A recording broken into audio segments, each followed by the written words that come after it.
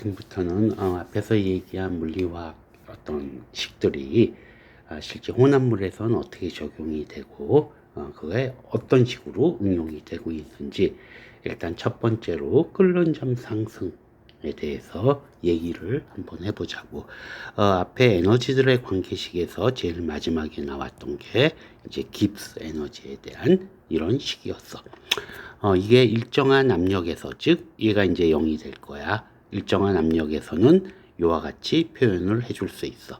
편미분 형태로. 무슨 얘기? P가 일정할 때 T분의 G는 마이너스 S. 이 얘기는 그림으로 표현을 하면 오른쪽 그림처럼 압력이 일정한 상황에서 T를 X축으로, G를 Y축으로 표현하면은 이와 같은 그림이 그려져. 일단 중요한 포인트는 여기를 한 번만 보자고.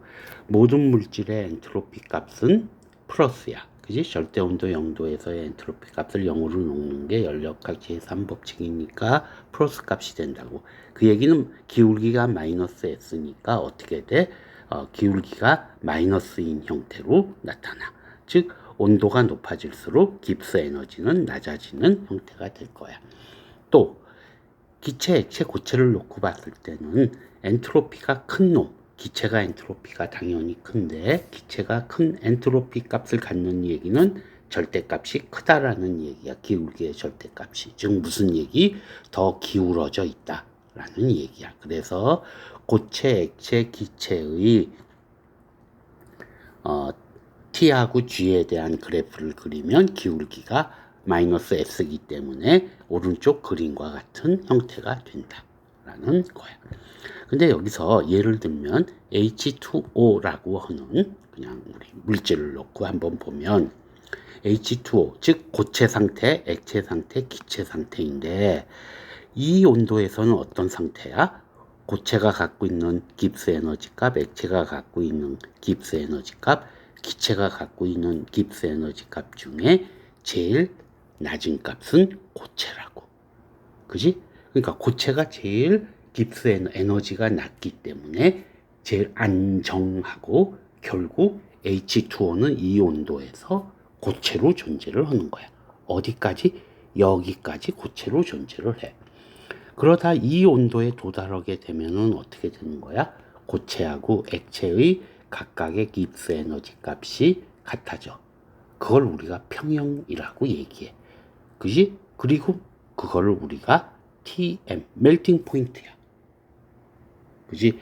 그 다음에 더 온도가 높아지면 이제는 어떻게 돼?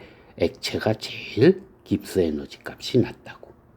그러니까 이 상태는 액체로 존재하는 거야. 즉 물로 존재하는 거야. 근데 이 온도에 도달하면 어떻게 돼? 이제 액체하고 기체가 깁스 에너지 값이 같으니까 에너지가 같은 평형에 도달하니까 여기서부터는 이제는 온도가 높아지면은 기체 상태로 존재한다라는 얘기야. 즉 우리가 어떤 상태로 존재하냐 그러면 에너지가 낮은 상태가 안정하다라고 하는 얘기에 그때의 에너지는 깁스 에너지를 의미하는 거다라는 얘기야. 요 의미까지 얘기를 하고 자, 그 다음에 이제 조금 더 얘기를 한번 해보자고. 지금 아까 나왔던 요 식이야. 요번에는 온도가 일정할 때야. T가 일정하면 어떻게 돼? dG는 VDP가 될 거고 마찬가지로 퍼펙트 가스 형태로 표현을 하게 되면은 델타 G는 퍼펙트 가스로 표현하는 게 마찬가지네. V가 P의 함수니까 라운드 PI에서부터 PF까지 여기 지금 M이 들어가면은 VM이 될 거야. 단위 몰당의 볼륨의 DP 이런 식으로 써줄 수 있을 거야. 그지? 이게 I에서부터 F로 바뀌는 상황이면 요 값은 뭐야? F일 때의 F 상태에서의 P가 F일 때의 깁스 에너지 값이고 얘는 P가 I일 때의 깁스 에너지 값이니까 델타 GM에 해당해. 그러니까 델타 GM을 이렇게 무슨 얘기? 델타 GM은 결국 GM PF일 때에서 빼주기 GM PI니까 결국 식이 이런 식으로 바뀌게 된다라는 얘기야. 자, 근데 요거는 지금 완전 기체로 놓으면은 Vm은 P분의 RT가 될 거고, 지금은 온도가 일정하니까 RT는 앞으로 나가고, 그러면 이와 같은 식이 되는 거예요. 근데 여기서 I에서 F로 간다고 그랬는데, I를 뭘로 놓냐면 스탠다드 스테이트로 놓는 거야. 그러면 스탠다드 스테이트에서부터 지금까지야. 지금의 어떤 압력까지의 변화량을 얘기하자 그러면, 변화량이라기보다도 지금 상태에서의 깁스 에너지 값은 스탠다드 스테이트에서의 깁스 에너지 값 더해주기, 이와 같은 형태로 표현을 해줄 수 있을 거야. 왜? 스탠다드에서부터 지금 상태까지의 압력의 비. 요 식까지는 쉽게 유도가 돼. 근데 여기서 이제 새로운 개념이 하나 들어가. 케미컬 포텐셜이라고 하는 뮤로 표현되는 케미컬 포텐셜이 들어가는데, 사실 이제 이걸 깊게 얘기하면 끝도 한도 없을 것 같고, 그냥 심플하게 생각하자고. 깁스 에너지 값은 어떤 순수한 물질이 갖고 있는 걸 의미하는데, 예를 들어서 혼합물이 되면은 A하고 B가 섞이게 되면 A가 갖고 있는 깁스 에너지 값하고 B가 갖고 있는 깁스 에너지 값하고 다를 수가 있다고. 그지? 그럴 때 혼합물에서 각각의 물질의 깁스 에너지 값을 케미컬 포텐셜로 표현하는 거예요. 다시 얘기해. 케미컬 포텐셜이라고 나타내면은 뭘 얘기하는 거냐면, 단위몰당의 깁스 에너지를 얘기하는 거야. 이 경우에는 혼합물에서 A하고 B가 섞여 있을 때 A의 케미컬 포텐셜 값이라고 하면은 A의 몰날 깁스 에너지라고 생각하면, 1몰당의 깁스 에너지라고 생각하면 된다라는 거예요. 그러니까 요 식이 요렇게 바뀔 수 있다라는 얘기야. 물론 요거는 A하고 B가 섞여 있으면 A에 대한 얘기 또는 B에 대한 얘기로 구분해서 써줄 수가 있겠지. 자, 너무 어렵게 생각할 필요 없이 케미컬 포텐셜은 깁스 에너지를 의미한다. 혼합물에서의 각각의 물질의 깁스 에너지를 의미한다 라고 생각을 하면 될 것 같아. 자, 그래서 조금 어려운 식 하나만 유도를 하면은, 지금 아까 스탠다드 스테이트에서 지금까지는 이런 식으로 우리가 표현을 해줄 수 있다라고 얘기를 했어. 자, 이제 화학 전이는 케미컬 포텐셜을 얘기하는 건데, 뮤 A에 스타에 L 이렇게 써 있으면 뭐로 생각을 하냐면, A라는 물질이 L이니까 리퀴드 상태야. A라는 물질이 리퀴드 상태에서 갖고 있는 케미컬 포텐셜 값인데, 스타가 붙은 건 뭘 의미해? 퓨어한 물질을 의미해. 즉 A만 있을 때의 케미컬 포텐셜 값이라고 생각을 하면 돼. 즉 무슨 얘기냐면, 지금 요 그림에선 A만 있어. 지금 이 그림에서는 여기가 리퀴드하고 가스가 지금 평형 상태로 있는데, A가 갖고 있는 리퀴드 상태의 A가 갖고 있는 케미컬 포텐셜 값을 이렇게 표현을 해주는 거야. 그래서 가스면은 이렇게 표현을 해주겠지. 여기에 P가 들어가는 건 압력이 P인 상태를 얘기하는 거고, 아무튼 이와 같이 써줄 수가 있어. 근데 요거는 결국 뭐하고 같냐면, 평형 상태에서의 요거 두 개가 지금 평형이니까 가스가 갖고 있는 케미컬 포텐셜 값하고 같다라는 얘기야. 그치? 그러니까 평형이야. 그 다음에 가스가 갖고 있는 케미컬 포텐셜 값은 지금 위의 식을 이용을 하면은, 그치? 스탠다드 스테이트에서의 케미컬 포텐셜 값에서부터 RT의 스탠다드 스테이트에서부터 순수한 A가 갖고 있는 증기압이야. 지금 증기압을 얘기하는 거야. 그치? 증기 상태의 압력. 여기가 PA의 스타가 될 거라고. 그래서 요와 같은 식이 성립이 돼. 요거를 지금 이제 옮겨주면은 요와 같이 식이 바뀌어. 이걸 1번 식이라고 하자고. 자, 요번에는 A하고 B가 섞여 있는 거야. 일단 뭐 B가 용질이라고는 여기선 놓고 얘기를 하지만, 일단 그것까지 생각할 필요 없이 A하고 B가 섞여 있는 거야. 이제 혼합물의 경우는 A의 화학 전이는 뮤 A의 L. 자, 요거하고의 차이는 뭐야? 위에 스타가 붙어 있는 건 A만 있을 때의 얘기고, 지금 여기는 스타가 안 붙어 있어. 이거는 뭐야? A하고 B가 섞여 있을 때 A만이 갖고 있는 화학 전위를 얘기하는 거야. 케미컬 포텐셜 값은 이렇게 표현이 돼.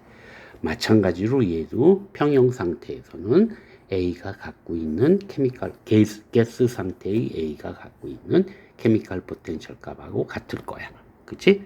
같을 거고, 이 가스가 갖고 있는 케미컬 포텐셜 값은 스탠다드 스테이트에서부터 지금은 PA라고 쓴 거는 뭘 얘기하는 거냐면 A하고 B가 섞여 있을 때 A의 증기압을 얘기하는 거야. 압력을. 그지? 그러니까 이와 같은 식으로 스탠다드 스테이트에서부터 지금은 섞여 있는 거니까 PA까지의 B를 로그 값을 취해준 거야. 그게 이와 같은 식이 될 거야. 1번식하고 2번식을 합치게 되면은 지금 마지막 식이 지금 중요한 요런 식이 돼. 요걸 말로 표현하면 어떻게 되는 거냐면 A가 갖고 있는 B하고 지금 섞여 있는 상태야. 여기 A가 갖고 있는 리퀴드 상태의 A가 갖고 있는 케미칼 포텐셜 값은 A만 있을 때의 리퀴드가 갖고 있는 케미칼 포텐셜 값 더해주기 RT, LN, PA 스타는 요거야. 증기 상태의 압력. 순수한 A만 있을 때 분해 지금 두 개 섞여 있을 때의 A의 증기압의 B로 표현해 줄 수 있다가 3번식이야. 근데 아이디얼 솔루션에서는 라울의 법칙이라고 그래서 여기 제일 마지막에 이름에 T가 붙어 지금 빠졌네. 라울의 법칙이라고 하는 거는 PA는 PA 스타 곱하기 XA. 이 얘기는 여기서 XA는 뭘 얘기하냐면 지금 A하고 B가 섞여 있는데 A의 몰 프랙션을 얘기해. 예를 들어서 A가 9몰이 있고 B가 1몰이 섞여 있는 상태라고 하면 XA는 얼마야? 0.9가 된다라는 얘기야. 그지? 그러니까 몰 프랙션 혼자만 있을 때의 증기압에다가 섞여 있을 때는 섞여 있을 때 액체의 몰 프랙션을 곱해주면 섞여 있을 때의 증기압이 된다라고 하는 게 아이디얼 솔루션 라울의 법칙이야. 요 라울의 법칙을 이용해서 3번식에다 대입을 하게 되면 요와 같은 식이 돼. 다시 한번 정리하면 A하고 B가 섞여 있을 때 A의 혼합물에서의 리퀴드 상태의 A가 갖고 있는 케미칼 포텐셜 값은 A만 있을 때, 순수한 A만 있을 때의 케미칼 포텐셜 값 더해주기 RT의 XA, 이 혼합물에서의 A의 몰 프랙션이다 라고 지금 요 식을 유도를 했어. 그지? 이게 이제 어떤 식으로 응용이 되는지 이 식이 한 번만 두고 보자고. 자, 지금 여기서 지금 조금 전에 식을 갖고 왔어. 근데 XA는 당연히 1보다 작어. 몰 프랙션이니까. 그러니까 로그 XA는 0보다 작어. 그러니까 여기가 지금 마이너스 값이 된다라는 얘기야. 그러니까 어떻게 돼? 요런 관계식이 있어. 지금 이건 무슨 얘기냐면은 물이 있어. 물에다가 우리가 어떤 고분자를 녹였다고 치자. 물에다가 어떤 고분자 물질을 녹였다고, 뭐 굳이 고분자가 아니어도 상관없어. 어떤 물질을 녹여서 뭐 소금물이어도 상관없어. 물을 했다고 치자고. 그러면은 요 뮤AL이라고 하는 건 뭐냐면 요 용액에서 이 물이 갖고 있는 케미칼 포텐셜 값이야. 그 다음에 뮤A 스타의 L이라고 하는 건 순수한 물의 케미칼 포텐셜 값이 될 거야. 누가 크다라는 얘기야? 케미칼 포텐셜 값이 얘가 크다라는 얘기야. 즉 어떤 용매에다 어떤 용질을 녹이게 되면 케미칼 포텐셜 값이 작아진다 라는 얘기를 지금 하고 있는 거야. 우리가 이제 총괄성이라고 하는 얘기가 있는데 이게 지금 얘하고 얘의 차이를 얘기하는 거야. 어떤 용매가 있는데 거기에 용질이 들어가서 용액이 됐을 때 어떤 나타나는 성질의 차이를 얘기하는데 대부분 뭐야? 이쪽이 케미컬 포텐셜 값이 낮은 게에 기인하는 어떤 현상들이 있다라는 얘기야. 자, 그래서 이제부터 더 얘기하기 전에 앞부분에서 얘기한 요거를 다시 한번 리마인드하고 넘어가자고. 즉 무슨 얘기? 요걸 그림을 뒷장에도 그림이 하나 있을까요? 똑같은 그림을 그린 거야. 케미컬 포텐셜 값이 제일 낮은 상태로 요렇게 존재한다. 어떤 물질이 있으면. 그지? 그게 TMTB가 된다라는 얘기야. 근데 지금 요 액체 상태야. 지금 그냥 H2O라고 치자고. H2O라고 하면은 요 액체 상태의 케미컬 포텐셜 값은 지금 여기 파란색으로 쓴 그림이 될 거야. 요선이 될 거야. 그치? 근데 얘 용질을 첨가해서 용액이 되면 어떻게 돼? 아까도 얘기했지만은 케미컬 포텐셜 값이 작아진다고. 그러니까 용액이 되면 용액 중에 액체, 즉 소금물 중에 물은 케미컬 포텐셜 값이 작아지는 거야. 그래서 이렇게 밑으로 쉬프트를 해.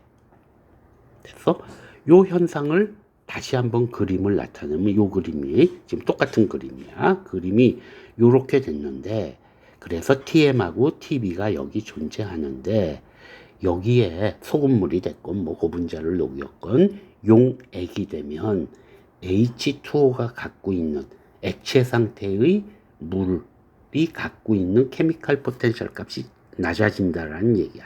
즉 무슨 얘기가 되냐면 이걸 식으로 그림에 표현하면 이렇게 빨간색 그림이 되는 거야.